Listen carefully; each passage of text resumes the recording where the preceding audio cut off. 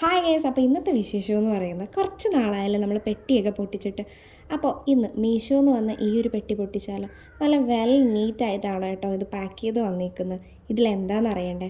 അങ്ങനെ ഇത് പൊളിക്കാനായിട്ട് തുടങ്ങി കേട്ടോ. പക്ഷേ കാര്യം എന്താണെന്ന് വെച്ചാൽ അധികം നന്നായി പാക്ക് ചെയ്തതുകൊണ്ട് തന്നെ പൊളിക്കാൻ ഇച്ചിരി കഷ്ടപ്പെട്ടു കേട്ടോ. ഇതാണ് ആ സംഭവം. കണ്ടപ്പോൾ തന്നെ എനിക്ക് ഒത്തിരി ഇഷ്ടമായി കേട്ടോ. ഞാൻ ഈ ഒരു സംഭവം ഒത്തിരി സ്ഥലത്ത് തപ്പിയിട്ട് കിട്ടാതെ ലാസ്റ്റ് മീഷോന്ന് മേടിച്ചൊരു സംഭവമാണ് കേട്ടോ. ഇത് ഗ്ലാസ് ഫുഡ് സ്റ്റോറേജ് കണ്ടെയ്നറാണ് കേട്ടോ.